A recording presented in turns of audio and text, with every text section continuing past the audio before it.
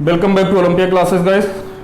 आई hope आप लोग सब लोग सुरक्षित होंगे। तो चलिए शुरू करते हैं क्लास 9th में अगला चैप्टर नंबर 1 पढ़ेंगे, जो किसके अंतर्गत आता है, जो आपका केमिस्ट्री के अंतर्गत आता है। ठीक है, देखिए केमिस्ट्री का मतलब क्या है। केमिस्ट्री का मतलब यह है कि बेसिकली केमिस्ट्री में हम किसका अध्ययन करते हैं। केमिस्ट्री बेसिकली विज्ञान की एक शाखा है। क्या है? विज्ञान की एक शाखा है जिसमें हम क्या पढ़ते हैं, जिसमें हम रसायनों का अध्ययन करते हैं। किसका अध्ययन करते हैं?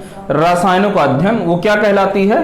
केमिस्ट्री कहलाती है, रसायन विज्ञान कहलाती है। ठीक है, तो विज्ञान की वह शाखा जिसके अंतर्गत क्या करते हैं, जिसके अंतर्गत रसायनों का अध्ययन करते हैं, क्या कहलाती है? रसायन विज्ञान या केमिस्ट्री कहलाती है।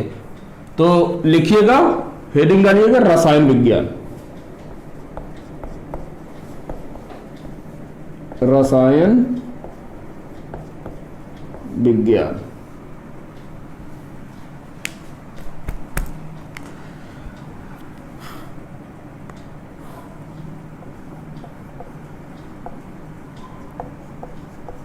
केमिस्ट्री, इसका क्या मतलब लिखिएगा? विज्ञान की वह शाखा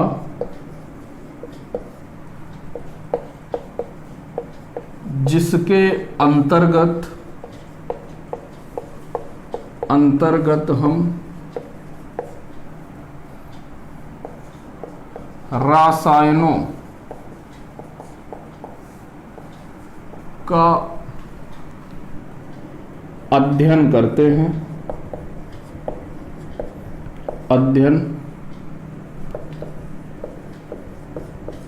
हैं, रसायन विज्ञान कहलाती है। रसायन विज्ञान कहलाती है। इंग्लिश में लिखना चाहो तो लिख सकते हो, it is the branch of science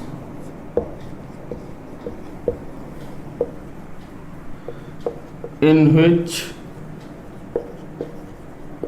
we study about chemical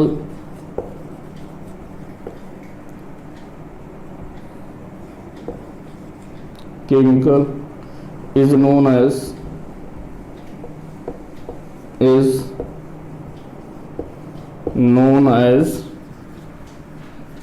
chemistry. बात समझ में आई? विज्ञान की वह शाखा जिसके अंतर्गत हम किसका अध्ययन करें? रसायनों को अध्ययन करते हैं, क्या कहलाती है? रसायन विज्ञान। ठीक, तो यदि छाप लिया हो तो हटा देते हैं, छाप लो। अब आप हेडिंग डालिएगा चैप्टर नंबर 1, फिर अब चीजें पढ़ते हैं। तो चैप्टर नंबर 1,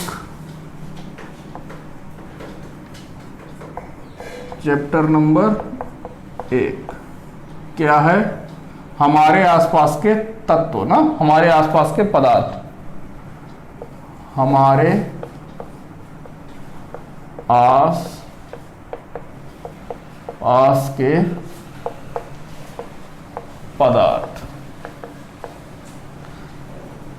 इंग्लिश में इसे कहते हैं मैटर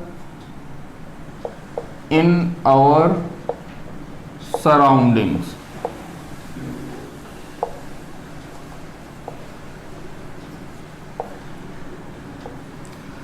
तो देखिए, सबसे पहले तो बात आ जाती है कि सराउंडिंग्स किसे कहते हैं। सराउंडिंग्स किसे कहते हैं?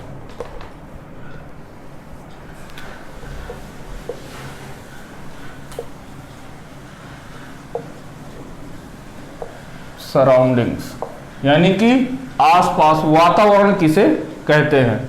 तो किसे कहते हैं वातावरण? ऐसी चीजें जो हमें चारों तरफ से घेरे हुए हैं या हमारे चारों तरफ उपस्थित होती हैं, प्रेजेंट होती हैं, क्या कहलाती हैं? सराउंडिंग कहलाती हैं या वातावरण कहलाती हैं? बात समझ में आया? किसे कहते हैं वातावरण? हम जिन चीजों से घिरे हुए होते हैं वही क्या कहलाती हैं? वातावरण कहलाती हैं। तो लिख लो, लिखना वातावरण, हेडिंग डाल लो वातावरण। वातावरण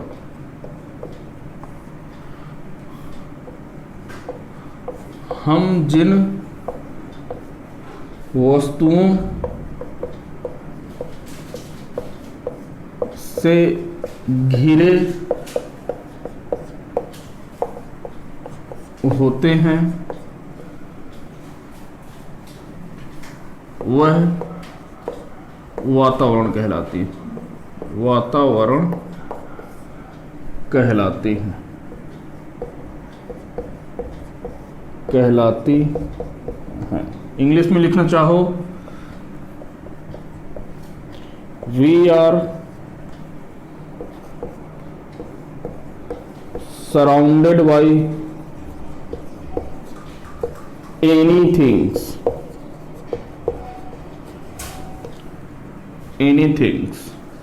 or we can live with it is known as surrounding।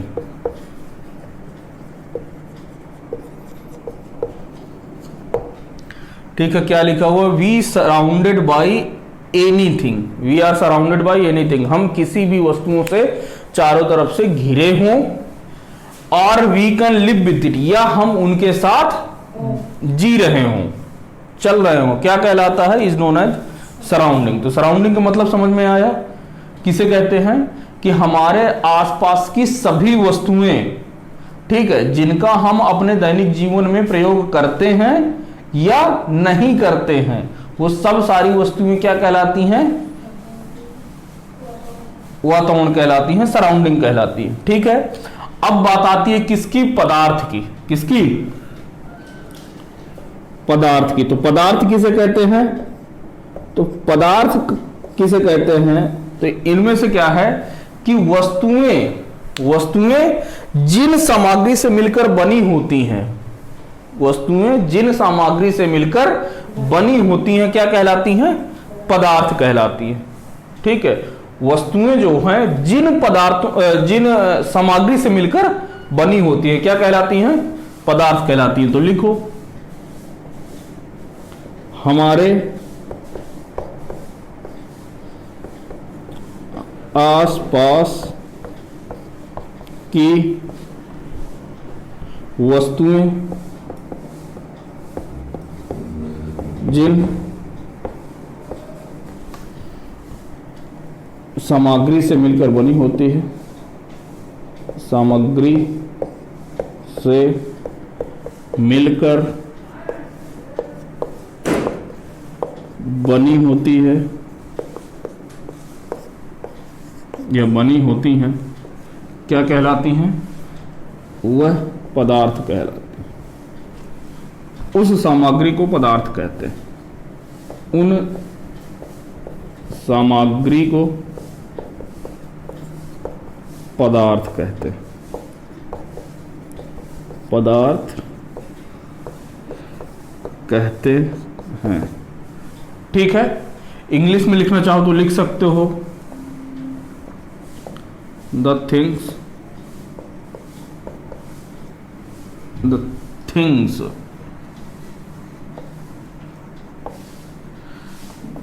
made up of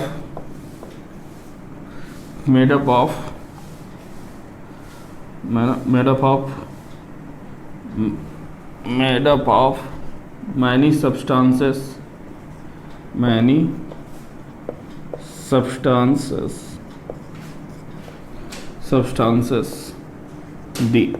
these substances is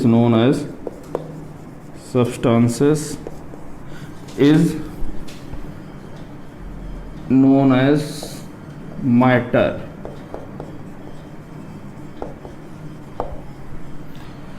ठीक है, लिख गया, छापो इसे। जिस प्रकार से हम लोग का शरीर कितने भागों से मिलकर बना होता है, कितने पदार्थों से, 5 प्रकार से। तो लिखिएगा, जैसे हमारा मानव शरीर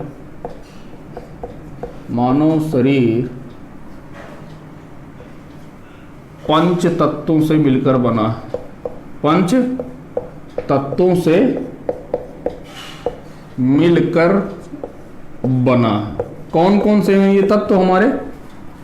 ये तत्व हैं हमारे, पहला है भूमि या वायु कह लो, वायु।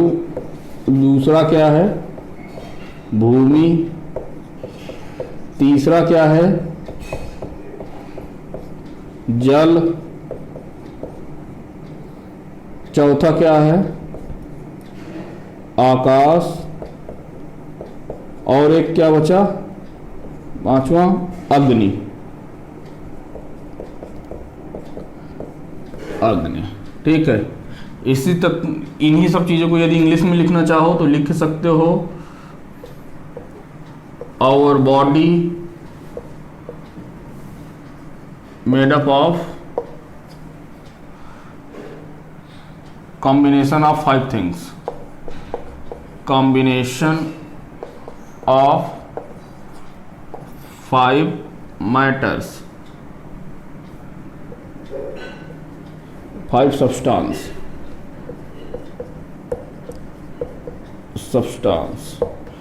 First is air, second is land, third is water,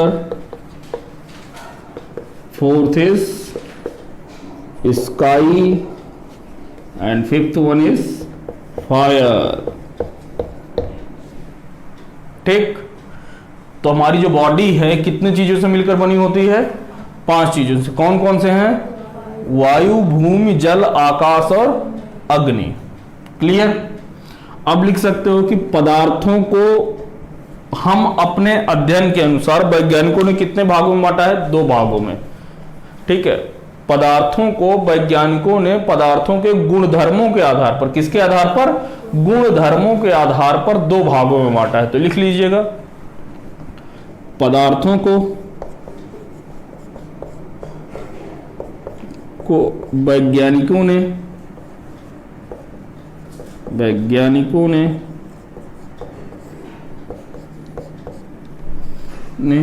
इनके गुणधर्मों के आधार पर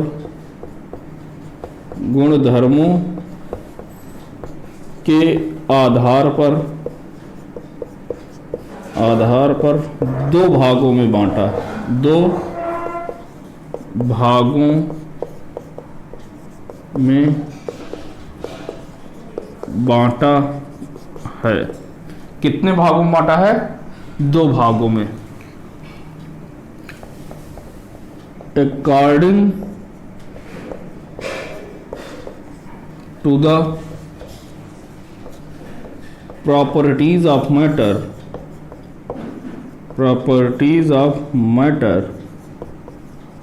scientists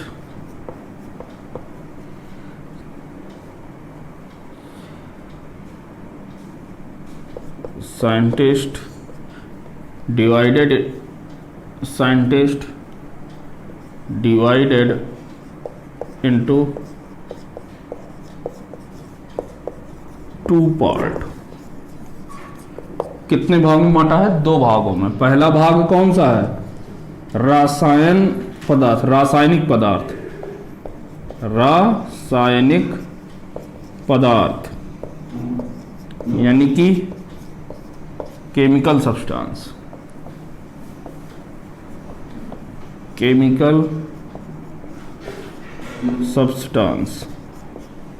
फिर आता है आपका भौतिक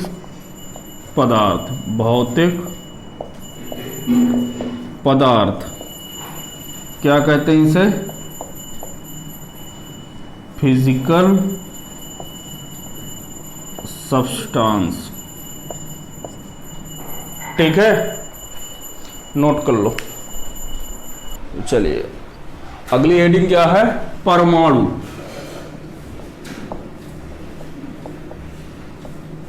परमाणु, तो क्या लिखोगे इस पर? पदार्थ की वह सूक्ष्मतम इकाई जो रासायनिक अभिक्रिया में भाग ले सके, क्या कहलाता है? परमाणु कहलाता है। तो लिखो पदार्थ की वह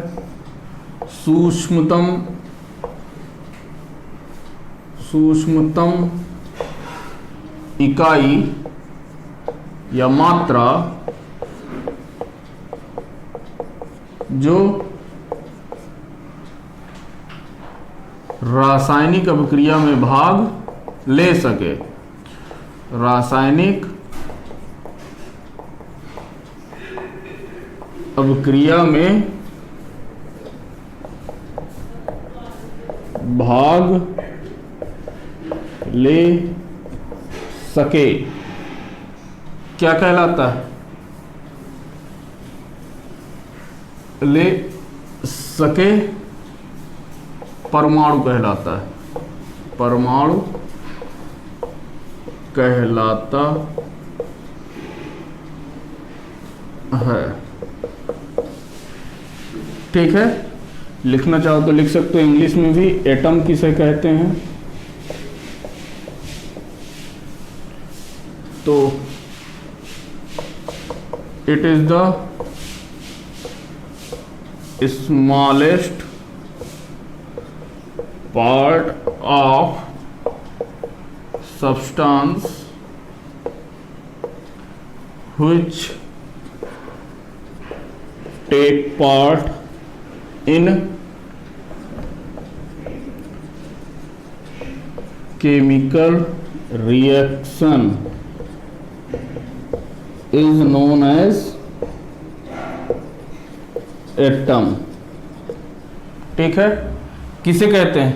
it is the smallest part of substance which can take part in chemical reaction is known as atom. बात समझ में आई? किसे कहते हैं? पदार्थ की वह न्यूनतम इकाई, मतलब छोटी सी छोटी इकाई जो अभिक्रिया में क्या कर सके? भाग ले सके, क्या कहलाती है? परमाणु कहलाती है। ठीक है, अब अगली हेडिंग है अणु।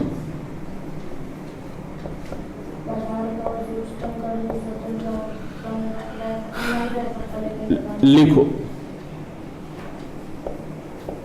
पदार्थ या परमाणु का वह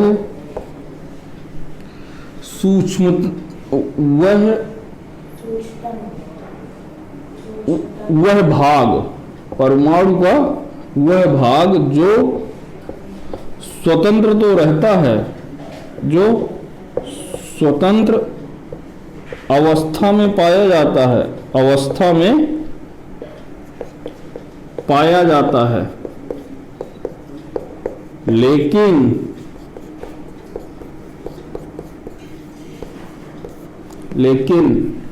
रासायनिक अभिक्रिया में भाग नहीं लेता है। रासायनिक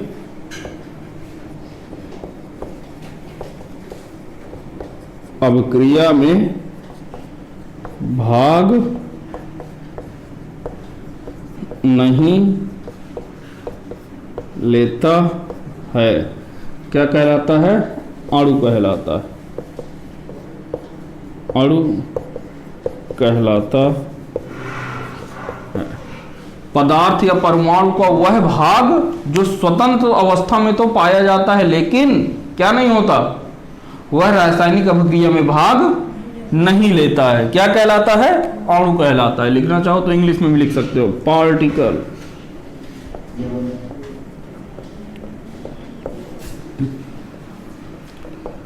it is the part of atom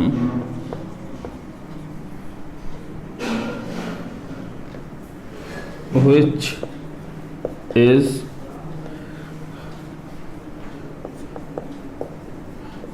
free to move or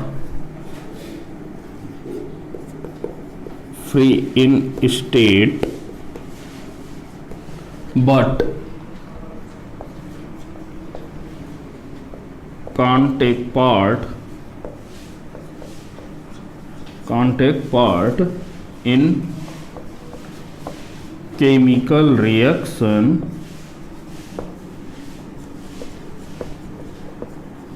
is known as particle, is known as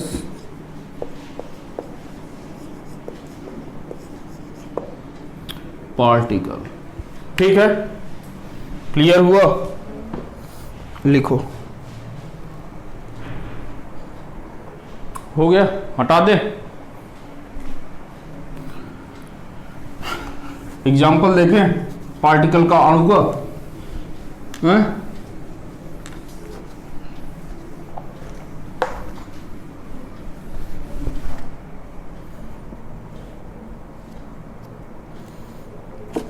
तो इसका मतलब क्या हुआ? अणु का मतलब क्या हुआ कि सभी पदार्थ जो हैं किससे मिलकर बने होते हैं? अणुओं से मिलकर बने होते हैं। तो ये लाइन तो आपको लिख लेना चाहिए, क्योंकि इसके भी क्या है? अणु क्या है? सबसे छोटा एलिमेंट है। परमाणु क्या है? उससे बड़ा है, लेकिन पदार्थ उससे भी बड़ा है। तो यानी कि सभी पदार्थ किससे मिलकर बने होंगे? अणु से मिलकर। तो क्या लिख सकते हो कि सभी पदार्थ अणुओं से मिलकर बने होते हैं। तो लिखो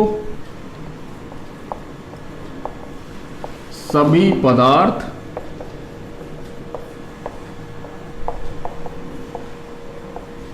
अणुओं से मिलकर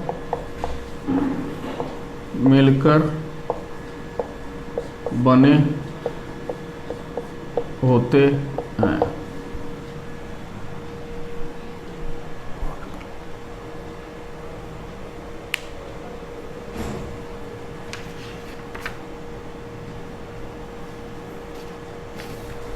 क्या लिखा है? सभी पदार्थ अणुओं से मिलकर बने होते हैं। ठीक है, अणु कह लो या परमाणु नहीं, अणु कह लो या उसे कण कह लो।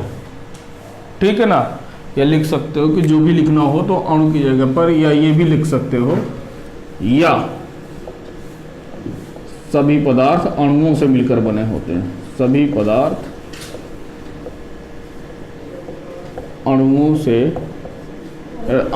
सभी पदार्थ कणों से मिलकर बने होते हैं। किससे? कणों से मिलकर बने होते हैं। इंग्लिश में लिखना हो तो लिख सकते हो ऑल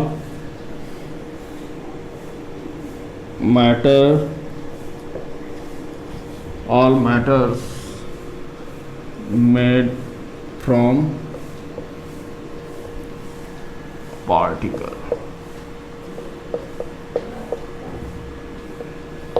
ठीक है, किससे मिलकर बने होते हैं? पार्टिकल से मिलकर बने होते हैं। जैसे एग्जाम्पल देखोगे तो अब देखो कि यदि आप ध्यान से देखो तो ये हमने क्या लिया? एक गिलास लिया, इस गिलास में हमने क्या कर दिया? पानी भर दिया। क्या भर दिया? पानी। ये क्या है? पानी भरा हुआ। ठीक है ना? ये गिलास में हमने क्या भर दिया? पानी भर दिया। अब ये क्या होगा यहां से कि जब यहां से मान के चलो कि ये एक कटोरी है, इस कटोरी में आपने क्या रख दिया है? चीनी रख दिया। क्या रख दिया है?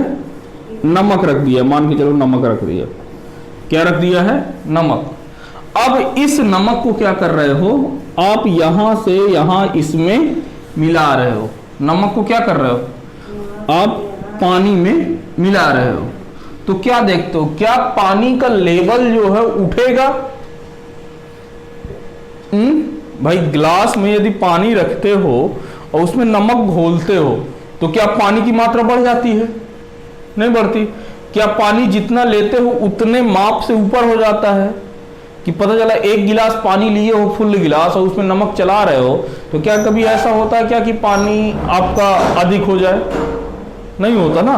इसका मतलब क्या हुआ कि यार हर एक पदार्थ आपका जगह तो घेरता है। ठीक है, नोट डाल के लिख लो, नोट, हर एक पदार्थ, हर एक पदार्थ जगह घेरता है, हर एक पदार्थ जगह घेरता है। All matters occupied some space। ठीक है, क्लियर हुआ। तो पानी का फार्मूला क्या होता है? H2O। क्या होता है? H2O। क्या होता है पानी का फार्मूला? H2O।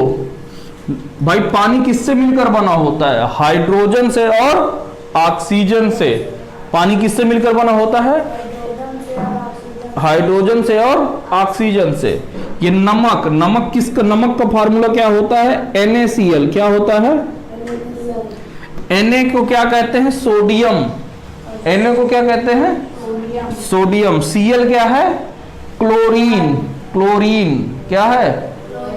क्लोरीन। तो नमक को, NaCl को यदि एक साथ लिखा तो इसे क्या पढ़ते हैं? Sodium chloride. क्या कहते हैं?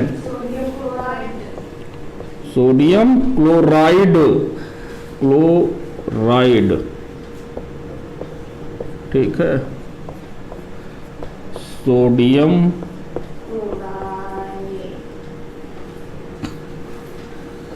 क्लोराइड। ठीक है, यहां पर लिखना चाहो तो लिख लो। Na क्या है? सोडियम है। क्या है? सोडियम। याद रहेगा कि नहीं याद रहेगा? सोडियम। क्लोरीन क्या है?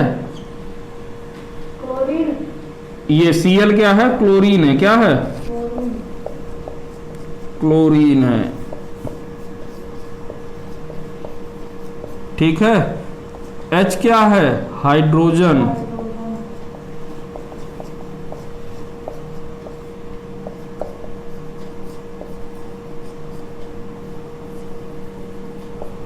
O क्या है? ऑक्सीजन।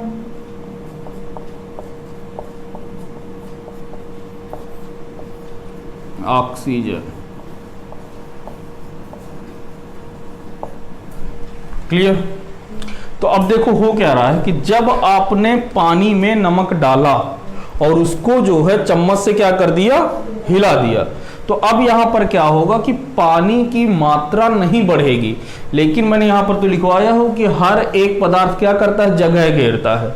लेकिन पानी की मात्रा आप देखोगे कि पानी की मात्रा तो नहीं बढ़ती है। मतलब ये ग्लास में यदि यहां तक पानी है शुरुआत में, ठीक है, तो नमक घोलने के बाद भी यहीं तक पानी रहेगा। ये नहीं होगा कि अब आपको पानी यहां तक हो जाए, नहीं, कहां तक रहेगा? यहीं तक रहेगा। तो ऐसा क्या हुआ होगा, ऐसा क्या होगा कि इनमें नमक भी समा गया। ठीक है, तो इसका मतलब क्या हुआ कि पानी के अणुओं के मध्य क्या रहा होगा? पानी के कणों के मध्य जगह रही होगी। क्या रही होगी? जगह रही होगी, जहां पर यह जाके क्या हो गया? मिक्स हो गया। तो लिखो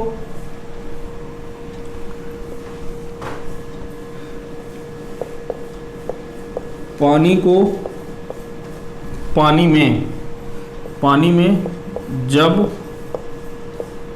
नमक मिलाते हैं तो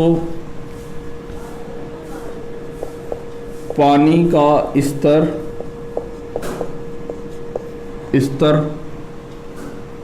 पहले वाला ही रहता है, पहले वाला ही रहता है, क्योंकि पानी के कणों के मध्य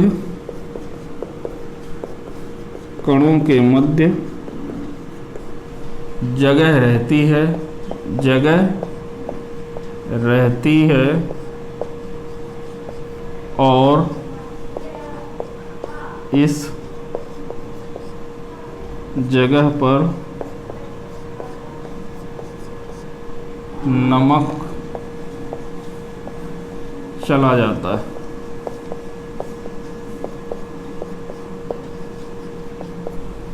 बात समझ में आई कि नहीं आई?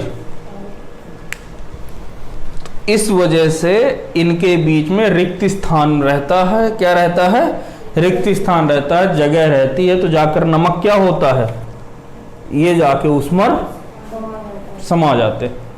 अब बात आती है कि यार पदार्थ जो हैं आपके ये जो हैं अणु जो हैं यानी कि जो कण हैं ये बहुत छोटे होते हैं, जो पार्टिकल होते हैं बहुत छोटे छोटे होते हैं। कैसे होते हैं? बहुत छोटे होते हैं। तो इसको क्या करते हैं, ये वाला समझ में आ गया कि यदि आपसे कोई कह दे कि बताइए कि कणों के मध्य में, पदार्थों के मध्य में क्या रहती है? जगह रहती है। क्या रहती है?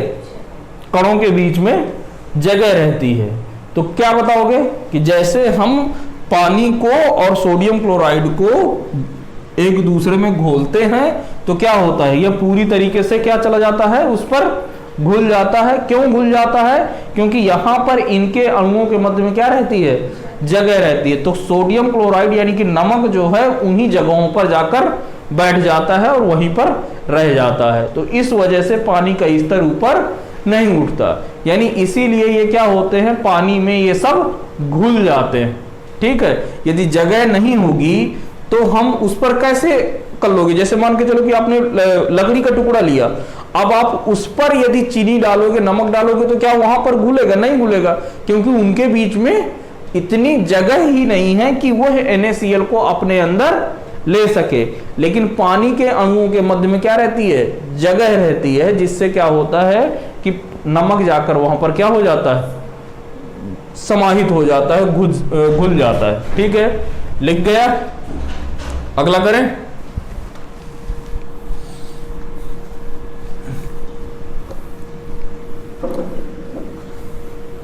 तो ये लिख लिया कि सभी पदार्थ क्या करते हैं, घुल जाते हैं। ठीक है, सभी पदार्थ जो है कणों से मिलकर बने होते हैं और पूरे के पूरे पानी में क्या हो जाते हैं, ये लोग घुल जाते हैं। एक minute,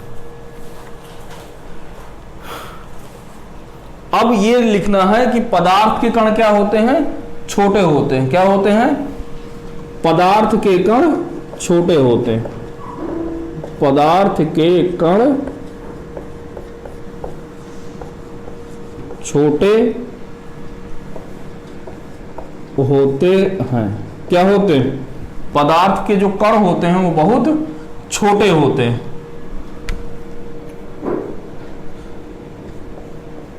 particle of substance is very tiny, या कह लो स्मॉल। ठीक। अब जैसे इसका एग्जाम्पल देखो, जैसे आपने क्या लिया, फिर से पानी ले लिया। क्या ले लिया? ये आपने पानी लिया। क्या लिया? पानी ले लिया। और आपने अब पोटेशियम परमैंगनेट ले लिया। क्या लिया? KMnO4। इसे क्या कहते हैं? KMnO4 को क्या कहते हैं? Potassium permanganate. क्या कहते हैं? Potassium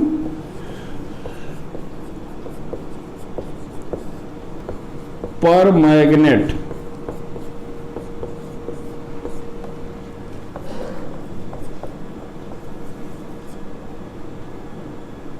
potassium permanganate. ठीक है, ये क्या कहलाता है? KMnO4। KMnO4 को क्या कहते हैं? Potassium permanganate. पानी का फार्मूला क्या होता है? H2 नीचे रहेगा, O ऐसे रहेगा, H2O। अब देखो इसमें क्या करते हैं कि देखो कैसे पता चलेगा कि अब ये जो KMnO4 जो रखा है इसको क्या करो कि यहां से एक चुटकी उठा लो। क्या उठा लो? एक चुटकी उठा लो और यहां से अब एक चुटकी उठाने के बाद इस पानी में डाल दो, पानी में डाल दो। अब जब पानी में डाल दिए तो जब KMnO4 को पानी में डालोगे तो ये किस कलर का हो जाता है? लाल कलर का। किस कलर का हो जाता है? लाल कलर का, रेड कलर का हो जाता है। कैसा हो जाता है? लाल कलर का हो जाता है। कैसा हो जाता है? लाल कलर का। तो लिख लो, जब पानी में KMnO4 मिलाते हैं तो मिश्रण का रंग क्या हो जाता है? लाल, हल्का लाल हो जाता है। कैसा हो जाता है? हल्का लाल हो जाता है। कैसा हो जाता है? हल्का लाल। अब देखो क्या हो रहा है कि जैसे अब आपने पानी मिला लिया तो कलर कैसा हो गया? लाल हो गया। अब उस पानी में से, जिसमें से आपने क्या मिलाया है, जिसमें आपने KMnO4 मिलाया, उससे आप क्या करो कि एक जो है, यदि मान के चलो कि ये पानी कितना है? 100 ml है। कितना है? 100 ml। कितना है? 100 ml। 100 ml का मतलब एक जो छोटी सी गिलास नहीं आती है डिस्पोजल वाली, ठीक है, तो उस डिस्पोजल की गिलास में आपने जो 100 ml पानी आता है, उस पानी में आपने एक चुटकी KMnO4 मिला दिया। अब जैसे ही आपने KMnO4 मिलाया, पानी कैसा दिखने लगा? लाल दिखने लगा। कैसा दिखने लगा? लाल दिखने लगा। अब आप क्या करोगे कि अब आप दूसरी गिलास लोगे। क्या लोगे? दूसरी गिलास, जिसमें 90 ml क्या होगा? पानी होगा। एक फिर से आप गिलास लोगे और उसमें क्या होगा? 90 ml पानी। कितना? 90 ml पानी होगा। तो कहोगे कि सर 10 ml तो खाली रहेगी गिलास, तो 10 ml आप इससे भर लो। किससे? इस वाले से। 10 ml पहले वाले मिक्सचर से जो लाल हो गया है उससे भर लो। ये क्या है? ये शुद्ध पानी है। ये क्या है? ये 90 ml क्या है? शुद्ध पानी है। क्या है? शुद्ध पानी। बात समझ में आई भाई? जब आपने पानी मिला दिया, लाल रंग कैसा हो गया? लाल हो गया। अब लाल रंग के बाद आपने एक गिलास में शुद्ध पानी लिया, लेकिन पानी की मात्रा कितनी है? 90 ml। ठीक है। अब क्या करोगे कि सर, आप बोलोगे कि सर ये तो 10 ml कम है, तो कहां पाओगे 10 ml? आप ये जो गिलास थी, इस गिलास में जहां पर आपने KMnO4 डाल के जो मिक्सचर बनाया है, उस मिक्सचर से 10 ml निकाल लोगे। क्या करोगे? उस मिक्सचर से 10 ml निकाल लोगे और किस में मिला दोगे? इस वाले में। जब इसमें अब ये 10 ml आपने यहां पर क्या कर दिया? मिला दिया। 10 ml का ये क्या रहा? मिक्सचर है। क्या है? मिक्सचर है। मिक्सचर मतलब पानी और KMnO4 का मिक्सचर है। तो अब तो ये किस कलर का था जो 10 ml आया है? ये तो लाल कलर का था ना। बाकी क्या है? ये तो पानी है। तो जब 10 ml हमने इस मिक्सचर को डाला, तब अभी भी पानी क्या है? हाँ, इससे कलर थोड़ा सा कम हुआ है। इस भाई पहले ज्यादा लाल रहेगा, ठीक है। अब जब 10 ml इससे लेकर इस पानी में डाला तो क्या हो जाएगा? कम लाल होगा, ठीक है। फिर इसी तरीके से अब ये जो मिक्सचर बनेगा, ये मिक्सचर ये कैसा होगा? कम लाल होगा। कैसा होगा? कम लाल होगा। अब इसके बाद फिर से आपने क्या लिया? एक गिलास लिया। क्या लिया? फिर से एक गिलास। अब फिर से 90 ml क्या है? पानी है। 90 ml क्या है? पानी है। नहीं बात समझ में आई? अब फिर से क्या करोगे? 10 ml कम है तो किससे उठाओगे 10 ml? इस वाले से। किससे? इस वाले से 10 ml अब यहां से उठा लोगे। ये पूरा मिक्सचर तैयार हो गया है, ठीक है। ये पानी मैंने ऊपर भर दिया, तो इसका मतलब ये नहीं है कि ये नीचे नहीं जाएगा, ये नीचे मिक्स हो जाएगा। तो अब इससे जब हम पानी उठाएंगे तो फिर जो है 10 ml यहां से उठाएंगे तो 10 ml यहां से आएगा, यहां से 10 ml हमने यहां पर डाल दिया। तो अब जो मिक्सचर आपका 100 ml हो गया, तो अब ये और कम लाल हो जाएगा। कैसा हो जाएगा? और कम लाल होगा। नहीं है बात समझ में आ गई? तो ये क्या हो जाएगा? और कम लाल हो जाएगा। तो इसी तरीके से यदि तुम 7 से 8 बार करते रहोगे, तब भी पानी में कलर रहेगा। तब भी पानी में क्या रहेगा? कलर रहेगा। यानी कि पानी का कुछ ना कुछ कलर होगा, कुछ ना कुछ का क्या मतलब हल्का लाल ही रहेगा, लेकिन लाल रहेगा। इसका मतलब क्या हुआ? इसका मतलब हुआ कि पदार्थ जो है, जो KMnO4 है, भाई लाल रंग किसके कारण आ रहा है? KMnO4 के कारण। तो ये जो पदार्थ है ये बहुत ही छोटे छोटे कणों से मिलकर बना है भाई, तभी तो यहां पर ज्यादा डाल दिया भाई, ज्यादा मिला दिया, फिर यहां से उठाया तब भी। तो अब सोचो कि वो घुल भी गया है लेकिन इसके बावजूद उसका कलर नहीं जा रहा है, यानी कि पदार्थ के जो अणु होते हैं वो बहुत छोटे छोटे होते हैं। तो यही लिखा हुआ, पदार्थ के कण छोटे होते हैं। अब छोटे नहीं होते हैं, बहुत छोटे होते हैं। ये लिखा है ना बेरी, यहां पर लिख ना सको तो लिख लो, बहुत छोटे होते हैं। कैसे होते हैं? बहुत छोटे होते हैं। ठीक है, तो चलो फिर अब कल पढ़ते हैं। ठीक, चलो मिलते हैं आपसे अगले लेक्चर में।